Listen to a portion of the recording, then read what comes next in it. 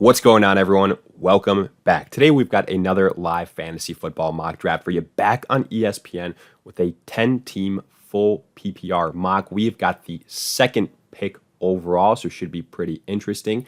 And as always, while we wait, if you guys enjoy, hit that like button, subscribe, let us hear it in the comment section. Along with any questions you guys might have, we will do our best to answer them all. And lastly, check us out online at alldaypigskin.com. And while you're there, get yourself a copy of the 2021 ADP Fantasy Football Draft Guide. All the details in the description. But with that being said, let's take a look at this draft because we are on the clock. The first pick has been made, Christian McCaffrey, to nobody's surprise.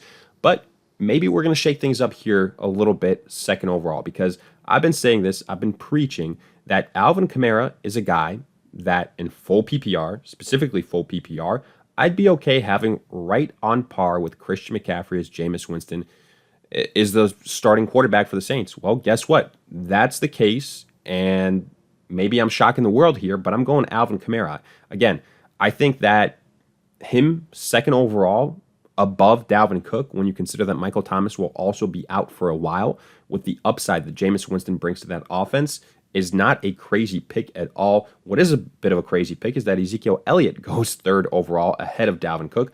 That one I can't endorse and I can't back up. But Kamara, I'll go on record, and again, I'll say this. If you want to be bold, and I'm not sure it's even being that bold or it's that hot, that big of a hot take, but Kamara, if you draft him ahead of Christian McCaffrey, I wouldn't have a terribly big issue with it. So I'm happy to get him here second overall. That's the point of that whole narrative. And then afterwards, I said my 2 cents on Ezekiel Elliott. Not that I don't like him. I just don't like him above Dalvin Cook. Then you see Derrick Henry, Jonathan Taylor. A little bit surprised to see Jonathan Taylor go that high, 6th overall, when, again, this is full PPR scoring. I'd rather have Aaron Jones, Austin Eckler above him. Now, afterwards, you see Saquon Barkley, Travis Kelce, Devontae Adams, and Tyreek Hill, the last couple of selections in the first round. So a bit of a run on pass catchers. Here are the last 3 picks in the first. Then kicking off the second round, we've got Aaron Jones, Austin Eckler. So 2 of those running backs that we mentioned that we'd have above Jonathan Taylor, above Barkley, above Kelce, above all those wide receivers as well. So all things considered, I think good value on them here in the second round. Then you see Nick Chubb, Najee Harris, kind of the rest of the crew, since they are still viable running backs. But with Chubb, he is a bit more standard based. So that's, I would say, the only reason why he was available where at that point in time with the third pick in the second round, honestly, I would probably have him ranked a little bit lower in full PPR scoring. I would have no problem taking Antonio Gibson above him, or you could make the argument with Clyde Edwards-Helaire as well. But then afterwards, you see Najee Harris, Stephon Diggs, Hopkins, Antonio Gibson, and Calvin Ridley. So a bit of a bummer because I was hoping we would get either Gibson or Ridley.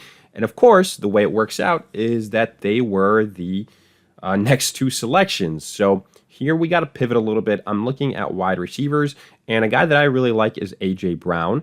I also like Justin Jefferson, but I do like Brown a bit more so.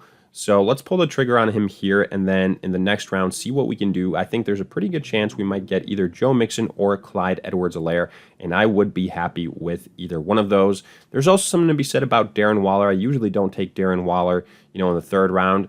I usually, not that I'm saying that isn't where he should be going. I think that's pretty, typical to be expected as far as his ADP. More so, I try and usually land a Kyle Pitts or a Mark Andrews or a TJ Hawkinson in the 5th, 6th round, especially in 10-team leagues where the player pool is a little bit deeper. So that's the reason why I wouldn't pick Darren Waller, but I mean, he was drafted immediately after our A.J. Brown selection, so we're not even going to have a chance to consider Darren Waller there. And James Robinson was just selected, which means we have got some decisions to make. Do we go with Joe Mixon? Do we go with the Clyde Edwards-Helaire? Keenan Allen is also somebody that we can consider. Here, I'm just going to go the safe route, if you will, and go with the running back, Joe Mixon or Clyde Edwards-Helaire. I've got Alvin Kamara, who I think is pretty safe. I think Joe Mixon has a higher ceiling than Clyde Edwards-Helaire, so let's just add him to the squad and then go from there. So we got Mixon. We've got Kamara as our 1-2 punch at running back. We've got A.J. Brown, the wide receiver, to anchor this wide receiver group. there would have been an argument to be made about landing a Metcalf or a Jefferson because, there are some fourth round running backs that I think we could get good value on. Guys like a Chris Carson, even though I'd be shocked if he makes it back to us in the fourth round. Somebody like a Myles Gaskin, Mike Davis, but you could argue for them, fourth round would be a little bit too early. Darrell Henderson, I think, is still ranked way too low. But the point being is there's guys in the fifth, sixth round that potentially could be there for us that I think have RB2 value, which would have allowed us to go with another quote unquote wide receiver one in this third round. But let's see how things pan out. Maybe there will be a big time running back run, or maybe, there will be some wide receivers that are still pretty good value that drop to us in the fourth round. And again, it's a 10-team league. It's still early on in the draft. The first 4 rounds, even 5 rounds when we're picking this early, will be relatively stacked in terms of talent. So I think we'll be all right. I think we're going to get, a pretty decent talent at wide receiver fall to us, probably even at running back. So I'm not really all that worried. Some of these other selections after our Joe Mixon pick, you see DK Metcalf, Justin Jefferson. That was kind of to be expected. Adam Thielen, I'm shocked that Adam Thielen was just picked 5th overall in the third round. To me, that's a reach when you had some really good running backs, when you had, I would say, safer wide receivers in Keenan Allen, McLaurin, Lamb, Robinson, Amari Cooper. Like, the list goes on and on and on. Adam Thielen, I wouldn't be considering up until like the DJ Moore range. So I don't like that pick. But afterwards, again, Kittle, Clyde Edwards-Helaire, good value in CEH with the 7th pick in the third. Keenan Allen, McLaurin, CeeDee Lamb. And there goes Chris Carson. There goes Allen Robinson. There goes David Montgomery. So that run on running backs kind of beginning as we projected. What other running backs are left? Somebody like a DeAndre Swift could be a potential, option in the 4th round, early 5th round. And wide receiver wise, well, let's take a look. Wide receivers, we're looking at Amari Cooper, Deontay Johnson, Cooper Kupp. And I'd be fine with all of those guys as our number 2 wide receiver. There goes Gus Edwards. Our rankings be damned and scoring format be damned because this isn't standard scoring.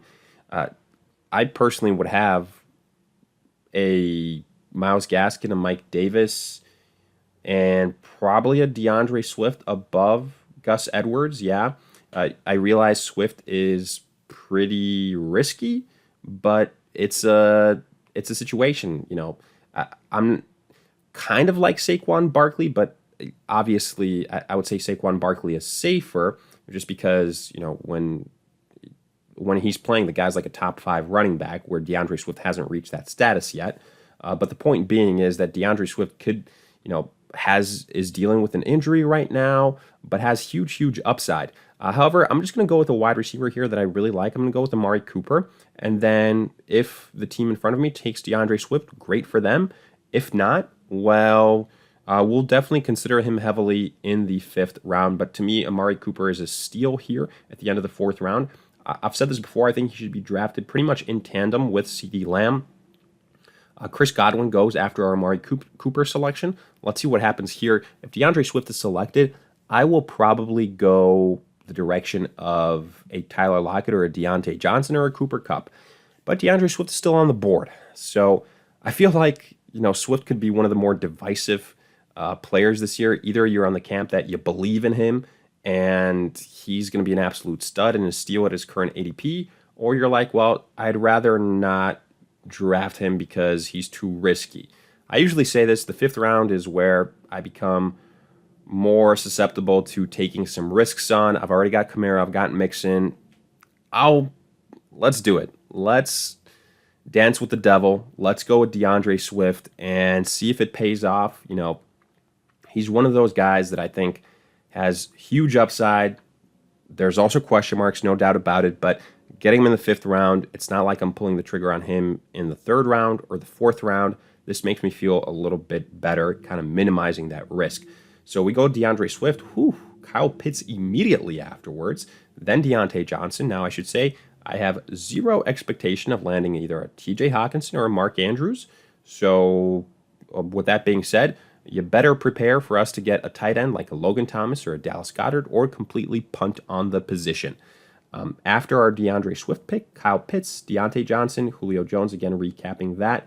Realistically, I think, those tight ends that I just mentioned probably are going to go towards the end of the 5th round or early middle of the 6th round. And if we really wanted to get one of them, we would have had to pick them right at the beginning of the 5th. And I think there were just better options available. I think that would have been a little bit of a reach. So for that reason, I decided to go with Swift.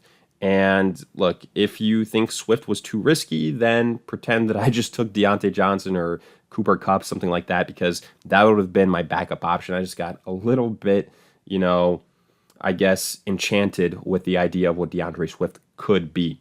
Now, we've had some rapid fire selections after this point. After that Julio Jones pick, which was the 5th in the 5th round, we see T. Higgins, Josh Allen, Cooper Kupp. Not sure why Cooper Kupp is being drafted after T. Higgins.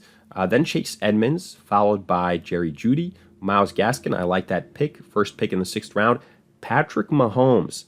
Curious to see that Patrick Mahomes was drafted after Josh Allen. That's a first. Usually Patrick Mahomes is the locked and loaded number 1 quarterback. But hey, again, in any one of these tier 1 quarterbacks, I really have zero issue if you want to make like Josh Allen the top rated guy, the first pick at quarterback, one mock draft, or Lamar or Kyler Murray, the number 1 guy ahead of Patrick Mahomes, whatever the case might be. I think they all kind of deserve to be in that category.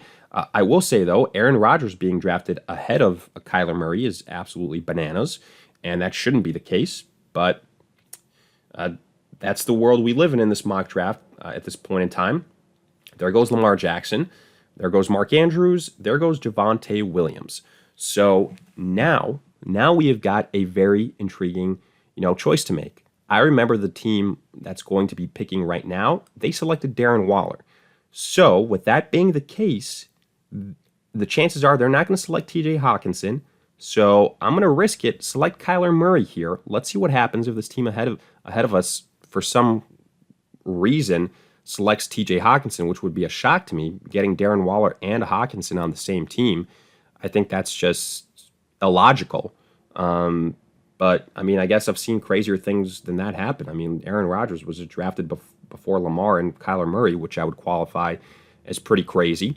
But right now, I would be taking TJ Hawkinson pretty much 1,000% if he's there. And yeah, I mean, I'd say that remembering the fact that Darren Waller was selected by that team paid off big time, because it allowed us to get Kyler Murray. Then it allows us to get TJ Hawkinson here in the 7th round. I'm all about that. Very, very happy with that. Usually, again, I would be drafting him like in the 5th, 6th round. Again, this is a 10-team league, so it allows me the flexibility to kind of wait and take a chance on Hawkinson later on, or really any one of those tier 2 tight ends.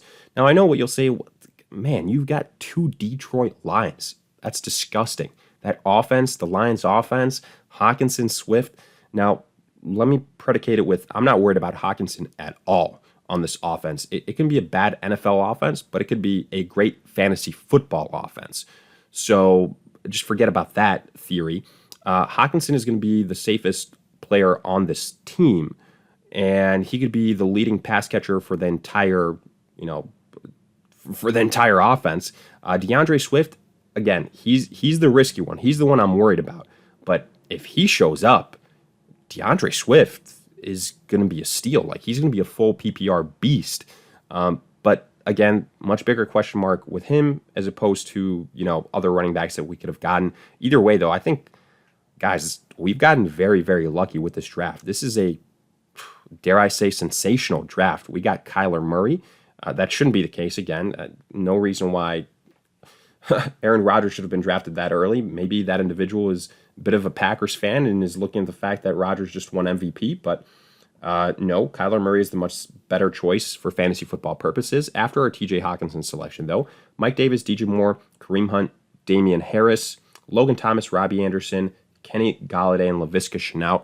So, yeah, we've been the beneficiaries of some luck here.